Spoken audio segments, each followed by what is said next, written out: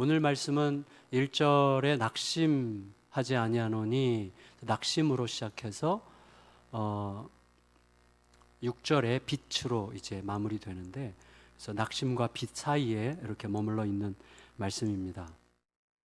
낙심에 대해서 모르는 분이 없지만 그 성경 오늘 본문이 말하는 낙심의 그 본래 말의 그 원래 의미대로 우리가 번역하자면 옳음을 위하여 틀림에 저항할 수 있는 용기를 잃은 상태를 이제 이야기합니다.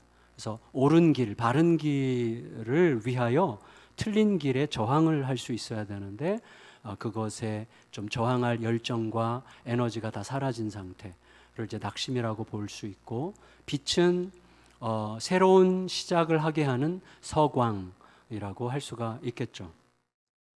이 이야기 속에서 우리가 좀 예측할 수 있는 것은 사도 바울이 낙심하지 말라고 말하는 이유는 자기도 낙심할 때가 있었기 때문이죠. 하지만 하나님의 영광의 빛으로 일어설 수 있었다. 이제 이걸 우리에게 권하고 이걸 우리가 공감하고 우리도 그 비밀을 공유하기를 기대하면서 이런 이야기를 하는 거라고 할 수가 있겠습니다. 여러분, 우리가 금방 알아요. 다 괜찮은데 어떤 한 사람이 무척 내 자존심을 짓밟고 내 마음을 상하게 하고 나에 대해서 험담하고 다니고, 그런 거를 알기만 해도 우리 밤잠을 잘 못 잡니다. 그렇죠? 굉장히 낙심이 되죠. 근데 사도 바울과 고린도 신자들의 관계를 생각할 때 바울은 충분히 낙심할 만한 객관적인 상황을 갖고 있었죠.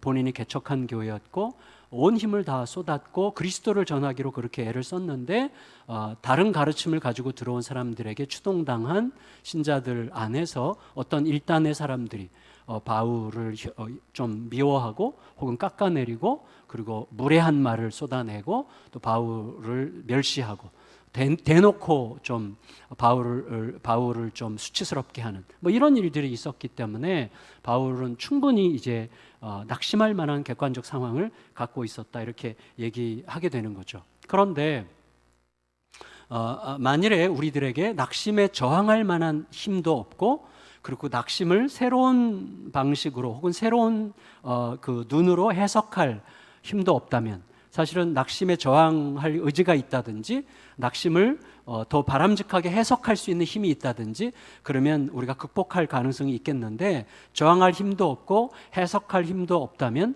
낙심하는 게 지극히 당연하죠. 그런데 나중에 돌아보니 아니야, 나에게는 그때도 낙심하지 않을 만한 이유가 사실은 있었던 거야 라는 생각을 뒤늦게 우리가 알게 되면, 낙심하지 않아도 되는 상황에서 낙심할 수밖에 없었다고 생각했다는 사실을 뒤늦게 알게 되는 거죠. 그러니까 우리가 좀 미리 내 안에 낙심하지 않아도 되는 이유가 이미 있는데 그걸 끄집어내지질 않아요. 왜? 가려지니까. 그게 가려지거나 그게 아무것도 아닌 것처럼 느껴지거나 그걸 끄집어내기에는 내가 낙심이 너무나 크기 때문에 이미 그것을 끌어내서 그것이 내 온몸을 감싸도록 하기에는 너무나 힘이 빠져 있는 상태란 말이죠. 그러니까 그 사이에서 우리가 무언가를 기억해야 되는 것이죠. 뭘 기억해야 되느냐를 지금 이제 바울이 얘기하려고 하는 거죠. 그러니까 저는 요즘에 이제 주중에 이렇게 복도에서나 계단에서 우리 기독학교 친구들 만나면 이렇게 인사할 때가 자주 있어요. 행복해라. 오늘도 분명히 행복해라. 그리고 너에게 행복할 이유가 이미 충분히 있다는 것을 오늘 알 수 있기를 바래. 이제 이런 이야기를 종종 해요. 행복하기 바래. 그리고 너가 충분히 행복해도 되는 이유가 이미 너에게 있다는 사실을 잘 발견하는 하루가 되면 좋겠구나. 이제 이런 식으로 얘기할 때가 있습니다. 사실은 우리 친구들에게 하는 말이지만 제가 저 자신에게 하는 말이기도 합니다. 우리가 알아요. 우리 모두가 공감할 수 있는 것 중에 하나는 뭐냐면 온몸이 괜찮아요. 온몸 다른데 아무 이상이 없어요. 근데 치통 때문에 고생한다든지 어딘가에 굉장히 고통이 심하면 불행하다 느낄 때가 있어요. 근데 온몸이 다 망가졌는데 손가락을 움직이고 오른손을 움직일 수 있게 됐다. 그러면 감사할 수 있죠. 맞죠? 제가 우리 이용승 집사님이라고 이전에 목회했던 그 교회 집사님, 우리 폐혈증이 와서 온몸이 뭐 여기 손가락 끝, 발, 무릎 아래를 다 잘랐거든요.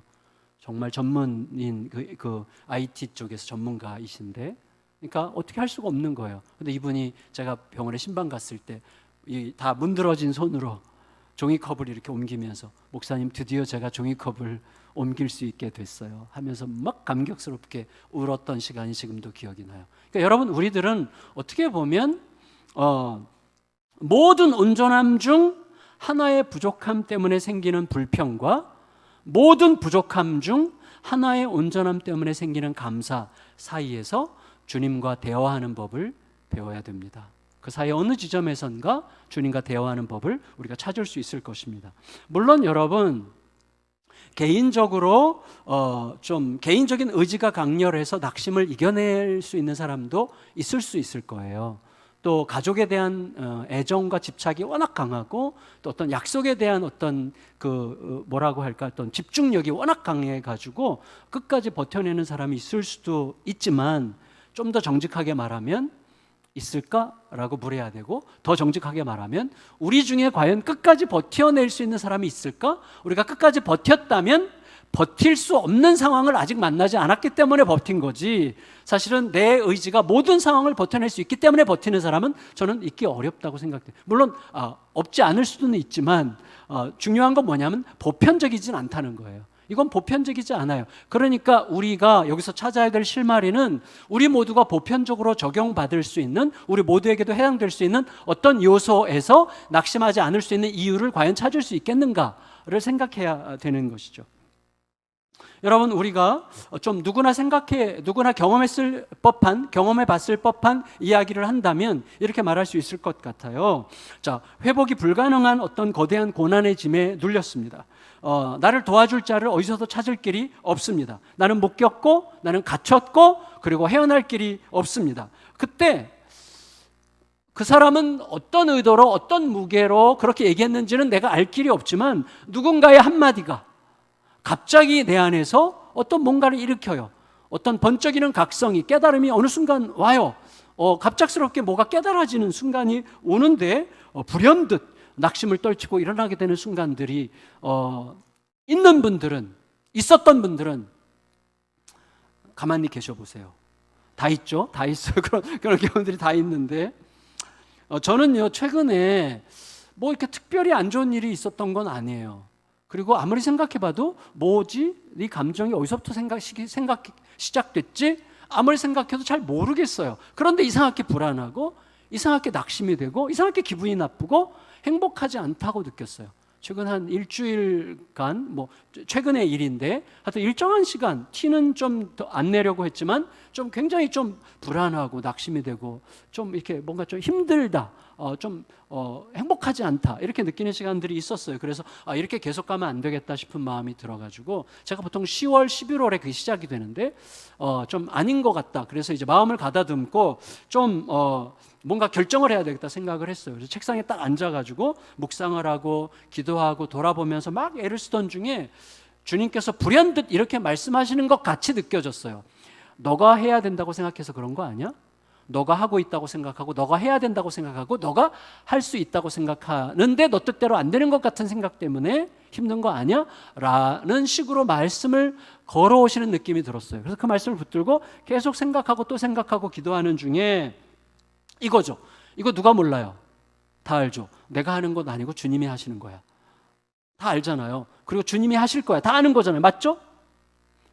3명밖에 모르시네. 이거 모두가 다 아는 내용인데 중요한 건 뭐냐면 이게 갑자기 맞아 라고 새롭게 내 온몸으로 깨달아지는 시간이 오는 거죠. 자, 여러 번 말씀드리고 있어요. 이 내용을 새로운 방식으로 깨달아지는 어떤 시간, 그래서 맞다라고 새롭게 동의하는 시간이 되는 거예요. 그래서 다시 기도하는 거죠. 주님, 이 기도는 굉장히 의지적인 기도가 필요하다는 생각이 들어요. 반복적으로 주님, 모든 게 주님의 겁니다. 모든 일을 주님께서 하고 계시고 앞으로도 하실 것입니다. 그러므로 저에게 중요한 것은 주님의 뜻이 이루어지기만 하면 된다는 것입니다. 내 뜻이 어떻게 되건 내가 어떻게 평가받건 아무 상관이 없고 주님의 뜻이 이루어지기만 하면 충분히 만족할 수 있다는 게 원칙인데, 원칙을 내가 잊어버리고 있다면 찾게 해주세요.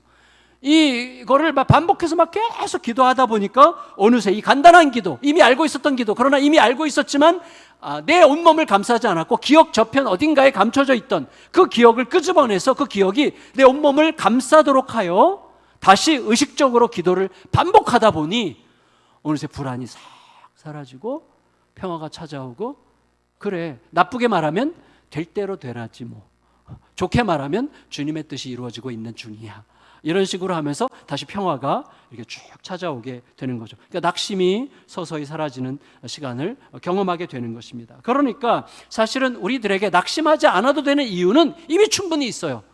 그러나 그것은 기억 저편 어딘가에 웅크리고 있어서 마치 없는 것처럼 가려져 있는 중이죠.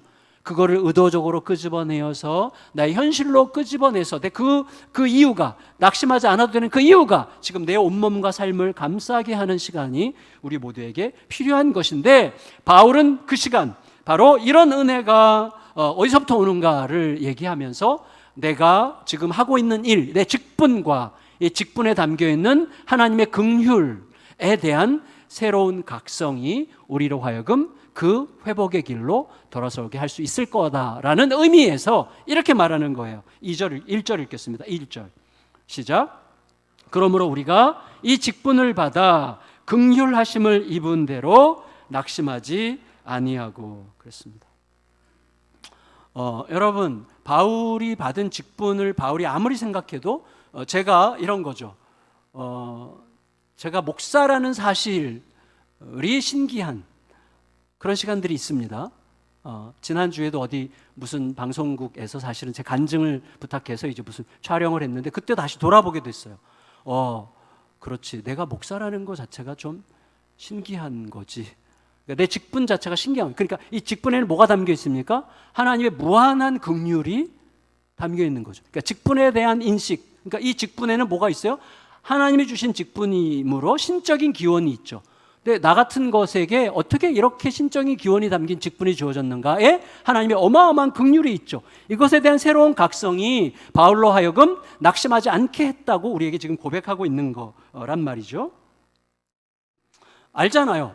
지금 고린도 교회를 생각할 때 바울에게 적대적인 사람들 때문에 바울은 충분히 낙심할 뻔한 상황이지만, 그러나 나는 내게 주어진 직분의 신적인 기원과 그 안에 가득 담겨있는 하나님의 긍휼을 생각할 때 이겨낼 수 있었다라고 우리들에게 고백하는 거잖아요. 그런데 우리들은 종종 사실은 본의 아니게 나도 모르게 서로를 낙심시킬 때가 있죠. 예.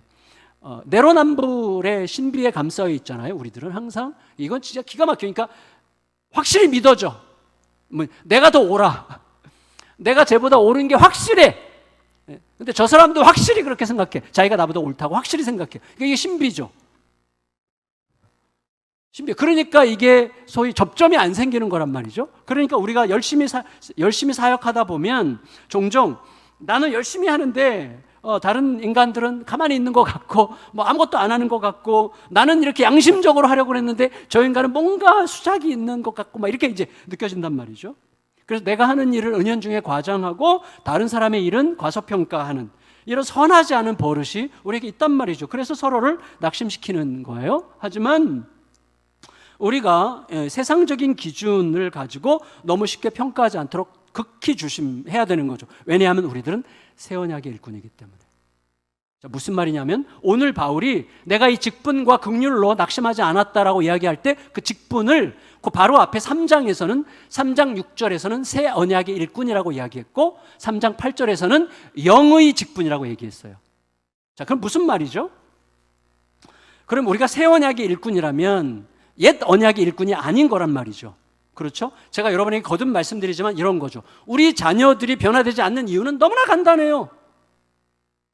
나를 바꾼 방식으로 자녀들을 바꾸려고 하지 않기 때문이에요.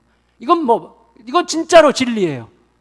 나를 바꾼 복음으로, 하나님의 일방적인 은혜로, 하나님의 값없는 은혜로, 나를 끝까지 기다려주시는 은혜로, 나를 내 모습 이대로 인정해 주시는 은혜로, 너 괜찮아, 끝까지 너 죽을 때까지 기다려줄게, 끝까지 기다리신 그 은혜로 나를 변화시키신 거예요. 그 은혜의 무게가 나를 바꾼 거죠. 그런데 우리는 그 은혜로 변화시켜 놓고는 우리 자녀들은 율법으로 변화시키려고 하죠. 이게 뭐야 도대체? 너 이따위로 살아서 되겠어? 이 정도 갖고 해서 되겠어? 너 도대체 진짜 한심해가지고 진짜 널 보면 내가 한숨을 내가 어떻게 안 쉴 수 있니? 이렇게 살아가지고 계속 새 언약이 아니에요. 그러니까 나는 새 언약으로 바뀌어놓고 나는 옛 언약으로 상대하고 있어요. 그러니 어떻게 변화가 일어나겠어요? 여러분, 우리가 그렇게 살아요. 우리는 새 언약의 일꾼으로 부름받아 놓고 옛 언약의 일꾼으로 산단 말이에요. 그러니까 이렇게 분란이 많고 비교하고 평가하고 따지고 들고 막 이러는 일들이 계속 생긴단 말이죠. 옛 언약은 뭐예요? 옛 언약은 사람을 율법적인 기준으로 평가하죠. 율법적 기준으로 평가하죠. 새 언약은 뭐예요? 내게 임한 은혜가 이건 뭐 감당할 수 없을 만큼 너무 넘치는 거예요. 이 은혜를 생각하면 평가건 비교건 이건 더 이상 의미가 없는 거예요. 무슨 평가를 해요? 무슨 비교를? 내게 이렇게 어마어마한 은혜가 임했는데 그 은혜로 그냥 살 뿐이에요. 그럼 다른 사람들은 어떻게 해요? 신경 쓸 거 없어. 내가 그 은혜에 대답하며 내게 주어진 일을 그 은혜에 대답하는 감격 속에 열심히 살다 보면 누군가가 보고 잘하고 싶다라는 생각을 그가 느끼는 거지. 내가 막 가르친다고 되는 게 아니라는 것이죠. 이게 새 언약의 일꾼의 속성이란 말이죠.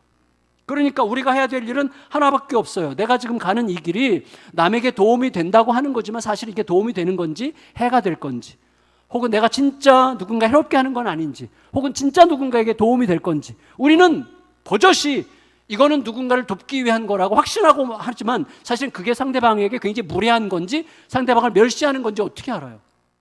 모르는 거예요. 그러니까 계속해서 고민하고 주님 앞에 여쭤봐야 되는 것이죠. 그러니까 우리가 옛 언약의 일꾼이라면 평가를 하거나 평가를 받는 것 때문에 늘 시달리겠지만, 우리가 새 언약의 일꾼이라면 내게 임한 직분과 직분에 담겨있는 어마어마한 긍휼이 나의 현실이기 때문에 평가건 비교건 이건 더 이상 문제거리가 되지 않는 게 되는 거죠. 그게 새 언약의 일꾼이란 말이죠.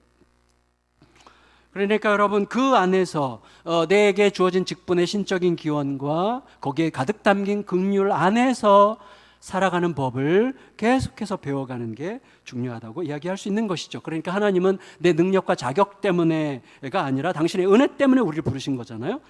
그렇기 때문에 내가 아니라 하나님이 친히 행하신다는 이 엄연한 사실을 당연한 줄 알고 있기 때문에 안 되는 거고, 그게 얼마나 대단한 일인지를 다시 기억 저편에서 가려진 것에서 끄집어내어서 그것이 내 온몸을 감싸게 하는 시간들을 통해서 우리는 다시 새로워지는 거고, 그리고 비좁았던 마음으로 막 안달복달 했던 마음에서 다시 회복될 수 있게 되는 것이죠. 여러분, 우리 안에서는 여전히 마땅한 도리, 그게 마땅한 도리 아니야? 그게 규정을 따르는 거 아니야? 이런 식의 도덕적 기준이 어떤 권력자처럼 군림할 때가 많지만 그걸로 사람을 바꿀 수는 없어요. 내가 더 옳다는 것을 입증하려고 할 뿐이에요. 이게 참 우리 생각이 하나님 앞에 상대화되는 게 얼마나 중요한지를 늘 생각해 볼 필요가 있을 것 같습니다. 어쨌거나 주님께서는 이렇게 우리가 받은 직분과 직분에 담겨있는 이 긍휼의 신적인 기원을 늘 새로운 방식으로 각성하게 하셔서 우리를 낙심에서 건지시죠. 그리고 낙심에서 건질 뿐만 아니라 그 다음에는 어떻게 더 단단하게 빚어가셔야 되죠. 근데 우리가 더 단단하게 빚어가는 길은 리플렉션밖에 없어요. 성찰. 우리의 내면을 깊이 성찰하게 하십니다. 성령께서 하시는 일이에요. 성령의 충만함을 받는 일은요, 정말 믿습니다 하면서 뭔가를 바꾸고 변화시키고 이런 능력자가 된다기 전에 내 생각과 사고방식이 깊이 성찰하여 뭐죠? 새 언약의 일꾼은, 옛 언약의 일꾼은 계속해서 쟤는 왜 저래? 쟤는 왜 저래? 계속 이건 뭐야? 계속 이런 식으로 내 밖에 있는 어떤 것을 평가를 하지만 새 언약의 일꾼은 나를 들여다봐요. 나를. 내가 이것은 어떻게 되는 거지? 이건 진짜 제대로 된 길일까? 이건 진짜로 섬기는 길이 되는 걸까? 나를 돌아보게 되는 길이 새 언약의 일꾼의 길이라고 할 수가 있는 것이죠. 그래서 성령께서는 우리를 좀 더 단단하게 세우시기 위해서 우리들의 내면을 성찰하게 하시죠. 이런 방식으로 2절 상반절 읽겠습니다. 2절 상반절 시작. 이에 숨은 부끄러움의 일을 버리고 속임으로 행하지 아니하며 하나님의 말씀을 혼잡하게 하지 아니하고, 거기까지요. 이 내용은 뭐죠? 부끄러움의 일을 버리고 속임으로 행하지 아니하며 하나님의 말씀 혼잡하게 하지 아니하며, 이건 뭐죠? 바울의 입장에서는 자기의 옛 과거에 대한 고백이면서 제가 그렇게 했다는 거죠. 근데 과거에는 내가 부끄러움의 일을 행했고 속였고 말씀을 혼잡하게 하는 자였다는 거죠. 그래서 자신의 과거를 고백하면서 현재 고린도 교회 안에서 어려움을 일으키고 있는 거짓 교사들의 현실을 고발하는 거죠. 자, 이것은 바울에 대한 고백과 거짓 교사들에 대한 고발이고 동시에 우리에 대한 도전이죠. 우리도 지금 그 앞에 서 있는 거죠. 우리는 어떠냐라고 묻고 있는 중이죠. 여러분, 내가 얼마나 좀 기만적일 수 있는지. 여기서 숨은 부끄러움의 일을 벌인다, 그 말은 드러나면 수치가 될 게 뻔한 일들을 벌인다, 이렇게 이제 바꿔서 이야기할 수 있는데, 그것들에 이제 직면을 해야 되는 것이죠. 그래서 얼마나 내가 기만적일 수 있는지, 얼마나 내가 헛된 욕망과 뒹굴었는지, 내가 얼마나 사람들의 인정에 그토록 목말라 했었는지를 살펴서 단호하게 내버리고, 얘네들은 뭐 버려도 또 들어오죠. 들어오는 족족 버리고, 야, 좀 나랑 친하려고 하지 마 하면서 계속 버려야 되는 거죠. 근데 끝없이 우리를 도전하죠. 얘네들이 계속 우리 주변을 얼쩡거리죠. 혹시 내가 그럴듯한 자기 합리화로 자신을 또 이웃을 속이려고 한 건 아닌지, 속으로는 서운해서 죽겠으면서도 겉으로는 신뢰하는 척 꾸민 게 아닌지, 내가 돕겠다는 호기로운 마음으로 오히려 상대방을 멸시하고 상대방에게 무례하게 군 것은 아닌지, 내 겉말과 속말은 같았는지, 내 앞의 말과 뒤의 말은 같았는지, 여기서 한 말과 저기서 한 말이 같았는지, 이걸 계속 살펴보면서 내 진실은 무엇인지를 계속 내면을 들여다보게 하시는 것이죠. 더구나 우리의 내면을 들여다볼 때 가장 중요한 건 뭐죠? 말씀을 혼잡하게 하지 않는다는 거죠. 말씀을 혼잡하게 하지 않는다는 건 무슨 뜻이죠? 혼잡하게 한다는 것은 두 가지 의미로 요약할 수 있는데, 여러 의미들이 있지만 두 가지 의미로 요약할 수 있는데, 그 원문에 적합하게 해석을 한다면 첫째는 섞는 거예요. 섞는 거. 원래 이제 혼잡하게 한다는 말은 장사꾼들의 용어라고 해요. 그러니까 포도주 장사가 포도를 더 많은 이윤을 남기기 위해서 포도주에 물을 타는 거, 이걸 혼잡하게 하는 거라고 표현해요. 포도주에 물을 타서 이윤을 더 많이 남기고 또 싸구려를 파는 거죠. 그 다음에 혼잡하게 한다는 것은 또 하나의 의미는 미끼를 던지는 거예요. 미끼를. 그러니까 이게 이제 미끼는 실체가 아니잖아요. 그저 말해서 이용하려고 하는 거죠. 내가 취하려고 하는 거죠. 그러니까 나의 개인적인 욕망을 위해서 진리를 미끼로 사용해서 던지는데, 진리를 주는 게 목적이 아니라 진리를 이용해서 내 이윤을 취하려고 하는 것, 이게 이제 말씀을 혼잡하게 한다는 뜻이거든요.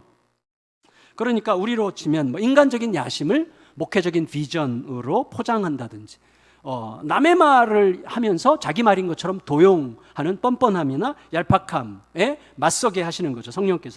성령님께서는 그런 것들이 우리들의 영혼을 갉아먹지 않도록 우리들의 마음을 살피게 하셔서 우리들의 마음이 점점 더 이 정결한 상태의 자유를 누리도록 그렇게 이끌어 가신다고 할 수가 있겠습니다. 만일에 우리가 우리의 직분의 신적인 기원을 깊이 묵상하여 깨닫고, 나 같은 게 어떻게 신자가 됐지? 나 같은 게 어떻게 이런 은혜를 누리게 됐지? 그리고 그 안에 담겨있는 어마어마한 하나님의 긍휼하심을 제대로 자각하고 기억하여 그 위에서 행하고 있는 중이라면 두드러진 특징이 하나가 있습니다. 그게 뭐냐면, 내가 그동안 어떻게 살았느냐에 대한 평가를 자기 확신, 자기 경험, 자기 주장, 자기 변명이 하도록 절대 허락할 수가 없어요. 내가 지금 가는 이 길이 하나님이 주신 길을 하나님의 긍휼로 가고 있는 중이라면, 내가 하나님께 대답하면서 가고 있는 중이라면, 내가 내 자신의 입장을, 내가 그동안 욕심을 챙기지 않고 진리를 따랐다라고 하는 주장을 내 확신과 내 경험과 그리고 내 변명으로 디펜스 하려고 하지 않게 됩니다. 오히려 하나님께 맡기죠. 그 모든 것을 당연히 하나님께 맡기겠죠. 아멘. 하나님이 하시도록 맡기겠죠. 그러면 하나님이 하시도록 맡긴다는 건 무슨 뜻이에요? 하나님이 하시도록 맡긴다는 것은 역설적으로 사람에게 맡긴다는 뜻이에요. 그걸 바울이 이렇게 얘기하는 거예요. 여러분 2절 하반절 읽겠습니다. 오직부터, 오직. 시작. 오직 진리를 나타내므로 하나님 앞에서 각 사람의 양심에 대하여 스스로 추천하노라. 여러분 보세요. 제가 아까 내로남불 계속 얘기했는데, 하나님 앞에서 이 코람 데오라는 말만큼 자기중심적으로 남용되기 쉬운 말은 없습니다. 왜냐하면 보세요. 내가 내 아내에게 여보, 난 진짜 하나님 앞에서 행했어. 근데 제 아내가 웃기고 자빠졌네. 이렇게 말하면 그건 아닌 거예요. 제가 하나님 앞에서 한 게 아니에요. 제가 아무리 주장해도 제 아내가 본 게 중요해요. 근데 아내의 선한 양심이 보는 거죠. 왜냐하면 코람데오는 지극히 자기중심적으로 남용될 수 있어요. 나는 그렇게 확신해. 근데 내 가까운 사람들의 양심이 증언하는 게 너무나 중요해요. 그래서 하나님 앞에서 사람들의 양심에 대하여 스스로 천거 추천하노라 이렇게 이야기하는 것입니다. 그러니까 여러분, 예수님께서 마태복음 5장 16절에서 뭐라고 그러셨어요? 보세요. 이같이 너희 빛, 다 같이 읽겠습니다. 시작. 이같이 너희 빛이 사람 앞에 비치게 하여 그들로 너희 착한 행실을 보고 하늘에 계신 너희 아버지께 영광을 돌리게 하라. 제가 여러 번 말씀드렸어요. 뭐죠? 우리는 빛을 비출 뿐이에요. 내가 빛을 제대로 비췄냐 하는 것은 내가 평가하는 게 아니에요. 누구죠? 그들이 너희의 착한 행실을 보고 너희의 빛을 보고 그들이 하나님께 영광 돌리는 거지, 내가 잘했다고 말하는 게 아니란 말이죠. 그러니까 우리는 빛을 비출 뿐이고, 내가 하나님의 뜻대로 살았느냐 여부는 내 주장, 내 변명이 아니라 내 행실을 본 사람들의 양심이 증거하는 거예요. 내가 스스로 변호할 필요가 하나도 없는 거예요. 오히려 우스워지는 거죠. 그렇다면 바울은 지금 하나님 앞에서, 다시 말해서 자기를 잘 알고 있는 사람들의 선한 양심 앞에서 자기를 판단하고 추천한다고 말하는 셈이죠. 그러니까 이런 투명함이 우리를 제대로 단단하게 만들어 가겠죠. 그걸 위해서 우리 내면을 계속 성찰하게 하시는 것입니다. 그러니까 바울은 자신의 개인적인 이득을 위해서 복음을 이용하지 않았다는 것, 자기 주장과 확신이 아니라 그것을 사람들의 양심이 확인할 수 있도록 살고자 했다고 이야기하는 것입니다. 동시에 이런 거죠. 내가 바울도 자기 연약함을 늘 알고 있었죠. 근데 내 연약함, 우리들의 연약함에도 불구하고 내가 전한 복음이 내 이익을 위하여 미끼를 던졌거나 뭔가 포도주에 물을 섞듯이 그렇게 내 이익을 구하기 위해서 뭔가를 속이는, 혼잡하게 하는 행위가 아니라 주님으로부터 받은 말씀 그대로를 내가 전한 복음인 게 맞다면 그 복음은 반드시 누군가 사람들의 마음을 드러내는 빛이 될 것이고, 사람들을 수술하여 고치는 권능이 될 것이고, 사람들을 회복시키는 은혜가 될 것이라고 이야기하는 거예요. 이 복음은 왜? 그러니까 복음을 전하는 내가 아니라 복음의 권능 때문에 그런 일이 반드시 일어나는데, 문제는 어디에 있어요? 복음이 똑같이 전해져도 어떤 사람은 귀를 막은 것처럼, 눈을 가린 것처럼, 안 들은 것처럼 계속 이거 비껴가고, 도대체 그래 뭔 소리야 저게, 이렇게 할 수 있다는 말이죠. 그걸 얘기해요. 그러니까 그거 뭐냐 도대체, 그런 질문을 하려고 하는 거예요. 그러니까 똑같은 복음을 듣고도 어떤 이들은 미동도 하지 않고 있다면 그것은 복음의 문제가 있는 게 아니라 그가 자기 결정권을 자기가 스스로 가져가기로 결정했기 때문이라는 거예요. 하나님께 맡기지 않았기 때문이라는 것이죠. 그러니까 혹은 내가 자기 결정권을 가지고도 충분히 내 자신을 책임질 수 있는 존재라고 오해하기 때문이라는 것이죠. 그럼 우리는 자기를 책임지려고 할수록 망가뜨리는 존재들이라는 사실을 알아야 되죠. 결국 우리들은 우리를 구원할 수 없습니다. 그러니까 그런 자기 자신에게 자기를 맡기는 행위를 함으로써 그는 결국 사실은 망하는 길을 적극적으로 선택한 거다, 이렇게 말하는 거예요. 3절 읽을까요? 3절 시작. 만일 우리의 복음이 가리었으면 망하는 자들에게 가려진 것이라. 그러니까 뭔가 가려져 있다는 거예요. 뭔가 좀 가려서 못 보고 있고 못 듣고 있다는 것이죠. 그런데 중요한 건 뭐냐면 이거예요. 그가 자기 인생을 스스로 결정한 듯이 생각할 수도 있겠지만 실제로는 뭐냐면 완벽한 왕이신, 그리고 완벽한 왕이 완전한 사랑으로 자기 목숨을 걸고 사랑하신 그 위대한 왕의 사랑을 거절한 셈이고, 대신에 그 위대한 왕을 대적한 이 세상 신을 따르기로 결정한 거라고 이야기하는 거예요. 그게 이제 4절이죠. 4절 같이 읽습니다. 4절 시작.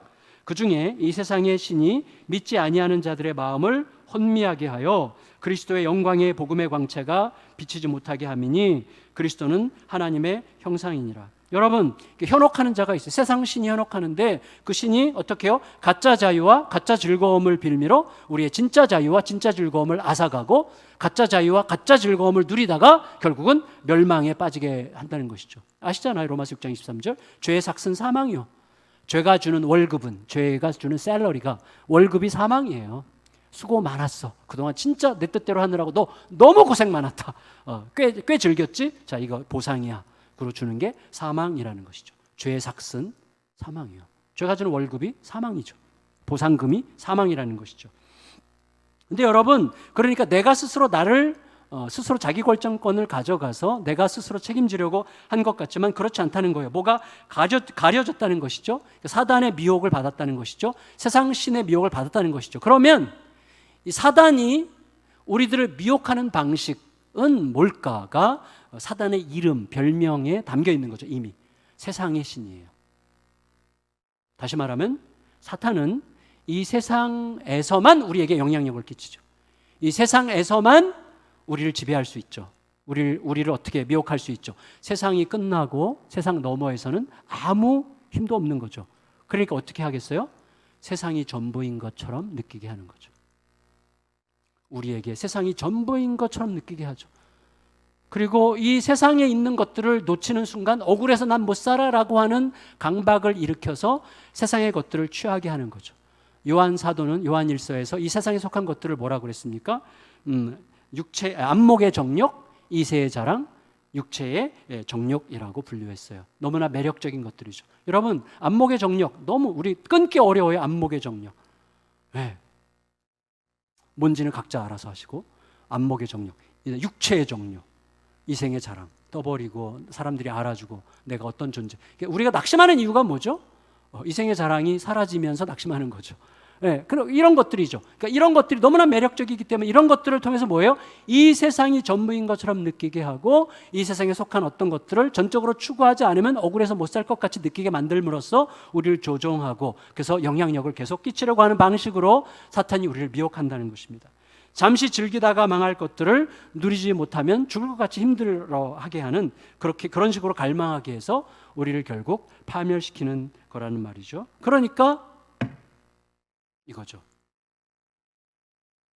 사탄의 최우선 과업이 뭐예요? 그러니까 우리의 마음에 예수의 빛이 비추지 못하게 하는 거예요. 왜 그렇죠? 예수님은 세상 너머에서 오셨잖아요. 거듭난다는 게 뭔지 아시잖아요. 거듭난다. 위로부터 난다는 뜻이에요. 이 세상 너머에서 오셔서 우리로 하여금 이 세상 너머의 가치와 질서로 이 세상 너머의 희망으로 이 세상을 이기고 그 땅의 가치가 이 땅에서 현실이 되게 하는 삶을 살게 하시는 분이시기 때문에 사탄은 이 땅에서만 지배력을 가진 사탄은 우리로 하여금 이 땅 너머에서 오신 예수 그리스도를 못 보게 하려고 하는 것이죠. 그러니까 바울이 골로새 3장에서 왜 것을 찾으라 거기는 예수 그리스도께서 계시느니라고 얘기하는 거예요. 예수님을 못 보게 하는 거예요. 예수님이 아무것도 아닌 것처럼 느끼게 만드는 거예요. 그런 방식으로 우리를 미혹해서 우리의 눈을 가리고 우리로 하여금 아무것도 아닌 것처럼 느끼게 하는 방식으로 우리를 파멸에 빠뜨리려고 하는 것이죠. 그러니까 예수님이 복음의 비밀인 거예요. 복음의 광채, 빛인 거예요. 그래서 뭐라고 그랬습니까? 4절 다시 읽을까요? 4절 다시 읽습니다. 시작. 그 중에 이 세상의 신이 믿지 아니하는 자들의 마음을 혼미하게 하여 그리스도의 영광의 복음의 광채가 비치지 못하게 함이니 그리스도는 하나님의 형상이니라. 여러분 형상이란 말 아시는 분들 계실 거예요. 형상이란 말을 뭐예요? 영어로 이미지이기도 하지만 아이콘이죠. 아이콘 우상이라고 번역되기도 하지만 여러분 휴대폰에 애플리케이션 앱을 딱 깔면 앱이 아이콘이죠. 그래서 아이콘을 누르면 그 실체로 들어가는 거잖아요. 그건 뭐 우리가 많은 사람들이 아는 내용인데 다시 말해 예수님이 하나님의 아이콘이라는 거예요. 예수님을 클릭하면 하나님의 모든 실체로 들어가는 거예요. 그러니까 예수님은 구원의 문이죠. 예수님을 클릭하고 그 문으로 들어가면 세상의 능력을 뛰어넘어서 위로부터 오신 능력으로 우리를 살리시는 하나님의 길이 보입니다. 모든 가짜들의 실체를 밝히는 진리가 보입니다. 그리고 모든 죽음과 죽음의 친구들인 절망과 교만을 이길 생명이 보입니다. 나는 길이요 진리요 생명이니 예수님을 클릭할 때 살 길이 그냥 보이는 거예요. 이 땅 너머의 가치와 소망으로 이 땅을 이길 힘이 보이는 거예요. 그러니까 그걸 못 보게 하는 게 사단의 최대의 과업이 되는 것이고 모든 이단의 핵심은 뭐예요? 예수님을 왜곡시키는 거예요. 그래서 여러분 그러니까 사탄으로서는 세상의 신인 사탄으로서는 예수님의 빛이 우리들의 마음에 비치지 못하도록 사력을 다할 수밖에 없는 거죠. 따라서 우리들이 보면 예수님이 왜 우리의 소망이어야 되는지를 계속해서 생각해야 되고 예수님을 클릭하여 그 안으로 점점 들어가는 일이 우리에게 너무나 중요한 거죠. 그러면 저 같은 설교자나 사역자에게 있어서 예수님을 전한다는 명목으로 자기의 신념을 전하고 자신의 야망을 포장하고 자기의 자랑을 늘어놓고 신변잡기를 떠버리는 그따위 짓거리는 사람들 앞에서 그들의 살 길을 가로막는 매우 사악한 행동이라고 할 수가 있는 거죠. 그래서 바울은 이렇게 고백하고 있습니다. 5절 읽겠습니다. 5절 시작. 우리는 우리를 전파하는 것이 아니라 오직 그리스도 예수의 주 되신 것과 또 예수를 위하여 우리가 너희의 종된 것을 전파함이라. 아멘. 바울의 굳건한 결심이죠. 아주 굳건한 결심. 바울이 이렇게 말하는 셈이에요. 나에게도 예수님의 이름을 이용해서 내가 너희보다 영적으로 우월하다는 자의식을 가진 채 예수님보다 나 자신을 더 전파하려는 유혹이 있다는 것을 인정하겠다. 따라서 나는 내가 예수님의 종이라는 사실을 잊지 않으려고 해. 예수님의 종, 이 엄연한 사실과 그 다음에 그 예수님의 종이 나를 파송하시는 곳이 어디냐? 너희의 종이 되는 자리야. 이렇게 얘기하는 거예요. 예수님의 종인 내가 예수님의 종이라면 우리가 행하는 모든 일은 그곳에 가서 그곳의 종이 되는 거예요. 그래서 우리가 예수님을 섬긴다고 할 때 섬긴다는 말은 종이 된다는 뜻이죠. 누가 저한테 어느 교회 섬기세요? 이렇게 물어보죠. 맞죠? 그럼 저는 예수양남교회를 섬깁니다. 이렇게 말하죠. 그 말은 무슨? 제가 예수양남교회 종이라는 거예요. 찬양대를 섬긴다. 찬양대의 종이 되는 거예요. 대답하고 싶지 않죠. 여러분, 교육부서를 섬긴다. 섬긴다는 건 뭐예요? 종이 된다는 거예요. 종이 된다는 거. 그런데 어떤 종이죠? 내 진짜 주인이신 예수 그리스도로부터 파견받은 종이죠. 그러니까 이런 방정식이 성립하는 거예요. 뭐냐면 사도 바울이 고린도 교회의 종인 건 맞아요. 근데 고린도 교회가 바울의 주인인 건 아니에요. 그게 우리의 신비예요. 그러니까 시온찬양대 종이니까 시온찬양대가 종처럼 부리면 안 되는 거야. 시온찬양대는 이분이 예수의 종이라는 사실을 기억하고 지극히 존귀히 여기며 함께 가는 거죠. 그러나 나는 예수의 종으로 그 부서의 종으로 파견됐다는 사실을 깨닫고 종처럼 섬기는 거죠. 이 신비 안에서 교회의 위대한 공동체의 성이 형성되는 거예요. 이게 우리에게 너무나 중요하죠. 어쨌거나 결국 우리가 복음을 이용해서 복음이라고 하는 이 어마어마한 가치를, 어마어마한 빛나는 황금 보석을 가지고 욕망을 추구한다. 이 복음을 사용해서 내 명예를 추구한다. 이 복음을 사용해서 내 명분을 추구한다고 하는 것은 미친 짓이죠. 한마디로. 그럼에도 불구하고 우리가 그 짓을 하죠. 그러니까 복음으로 내 욕심을 추구한다. 복음을 혼잡게 해서 내 이득을 취하려고 한다. 그 말은 50캐럿짜리 다이아몬드로 알까기를 하는 이 비슷한 거죠. 그리고 세계 최고의 왕의 황금 옥쇠로 무딘 칼을 벼리는 망치로 쓰는 이런 미친 짓을 하는 거나 마찬가지라고 할 수가 있겠습니다. 복음의 빛은 모든 사람, 모든 인생의 모든 것을 혼돈에서 질서로, 공허에서 의미로, 어둠에서 밝음으로 변화시키는 유일한 능력이에요. 여러분, 이거를 허투루 들으시면 안 됩니다. 이게 진실이에요. 그리고 복음의 문을 클릭하여 계속 복음 안으로 들어가 그리스도를 점점 더 제대로 알아가고, 제대로 알아가려면 어떻게 된다고요? 제대로 알아가려면 그 복음에 순종하면 알아지는 거예요.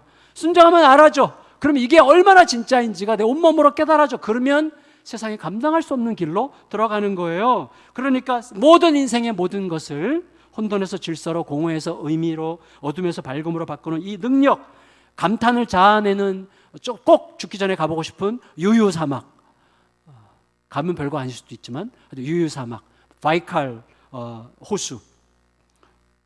자, 내년에 그 몽골 MIU 교수님 수련회에 한 번 더 가기로 해가지고 그때 아마 바이칼을 제가 꼭 한번 안 가겠습니다. 여러분 눈치가 너만가 이런 눈인데 하여튼 바이칼 호수, 노르웨이의 그 피오르드, 이 어떤 지극히 경이로운 만물의 신비, 다시 살고 싶게 해주는 이 아가들의 미소, 생명을 걸어도 아깝지 않을 이 모든 소중한 이 가치들을 거기에 있게 하신 이 하나님의 창조의 능력이 바로 복음의 빛이에요.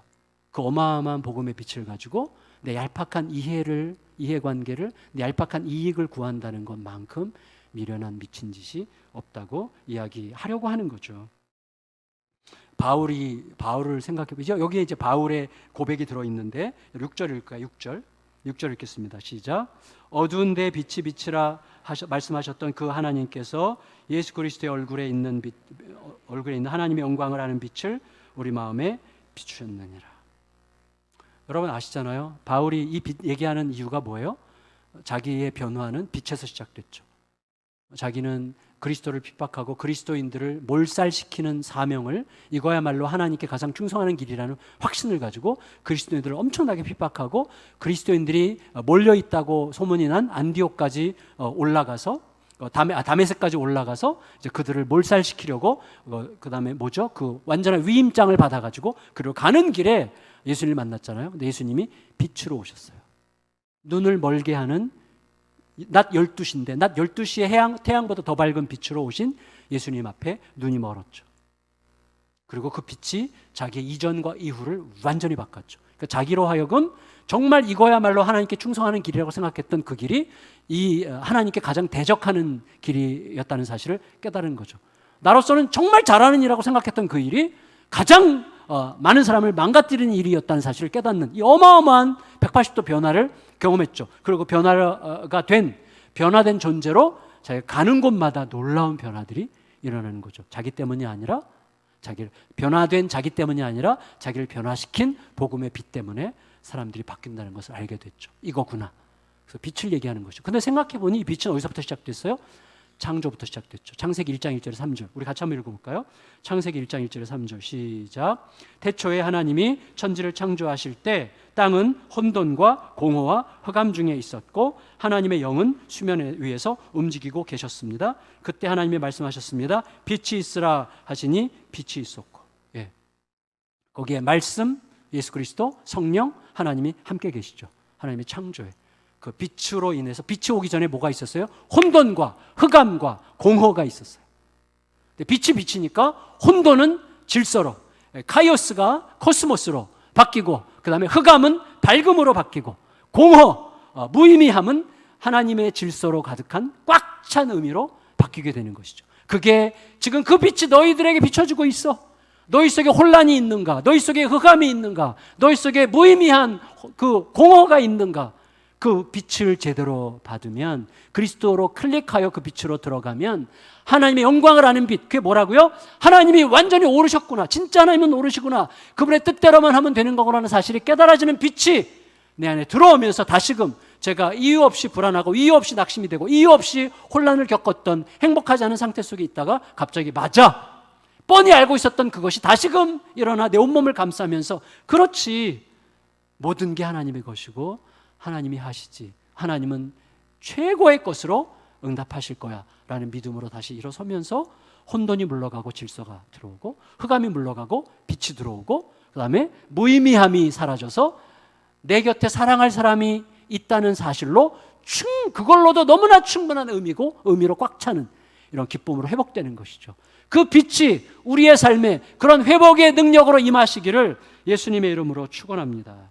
말씀을 마칠게요. 저희 교회 초창기에 등록하셨던 한 분은 그때 늘 고백해, 저는 초신자입니다.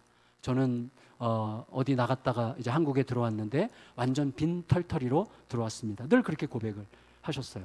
또 다른 어떤 분은 알코올 중독으로 최근까지도 엄청나게 반복되는 좌절로 빛이 없는 길, 혼돈의 길에 깊이 빠져 있었습니다. 수년 전에 북녘 땅에서 내려와서 여기서 또 한때 마약에도 손을 대기도 하고 또 막 감옥도 가고 그러다가 트럭 운전을 하던 한 형제는 이혼을 코앞에 두고 혼란에 빠져 있었습니다. 여전히 이분들은 연약함에 맞서서 여전히 분투하는 중입니다. 그러나 복음의 빛과 함께 걸으려고 무척 애를 쓰고 또 성령의 이끄심을 받으려고 무척 노력하는 모습을 늘 보게 됩니다. 그 결과 지금 복음의 빛과 함께 빈털터리였던 그 성도님은 사업을 다시 일으킨 우리 교회 중직자가 됐고, 알코올 중독자 집사님은 분리개척교회에 따라가서 거기서 지금 열심을 다하는 봉사자로 섬기고 계시고, 이혼 위기에 빠졌던 형제는 우리 교회 교역자가 되어서 지금 아름답게 성장해가는 가정을 빚어가는 중입니다. 누구 얘기하는지 아실 분은 다 아시리라고 생각이 되는데, 근데 사실 우리가 알아요. 이 세 분만의 이야기가 아니죠. 우리 모두의 이야기예요. 그리고 이거는 알려지지 않은 복음의 빛 이야기들은 사방에 가득합니다. 근데 우리들의 문제는 뭐예요? 복음의 빛이 아니라 복음의 빛보다도 세상의 어둠의 맛에 훨씬 더 길들여 있는 게 우리들의 문제죠. 우리들의 습관이 그렇게 들여져 있어요. 그러니까 어떻게 해야 됩니까? 성령님께 더 바짝 귀를 기울이고 서로를 향해서 조금 더 기다리기로 약속하고 말씀을 날마다 펼쳐서 그 말씀에 내 마음을 드리는, 그래서 더 깊은 맛을, 이 땅의 맛이 아닌 그 맛을 점점 더 들여가는. 제가 이제 조금 되더라고요. 제가 몸이 상한 이유는 간단해요. 제가 입에가 늘 물었기 때문이에요. 제 주둥이에게, 혀에게 늘 물었어요. 이거 맛있을까, 맛이 없을까. 근데 제가 몇 년 전부터 바꿨어요. 이제 몸이 아프기 시작하면서 싹 바꿨어요. 지금은 혀에게 묻지 않습니다. 제 위에게 묻습니다. 이거 먹어도 돼? 이렇게 여기다 물어요. 여러분 알잖아요. 위와 장이 뇌보다 더 똑똑하다고. 모르세요? 요즘에 그거 막 엄청나게 연구하고 있는 중인데, 위와 장에 뇌가 있다 그러잖아요. 뇌보다 더 똑똑한 뇌가.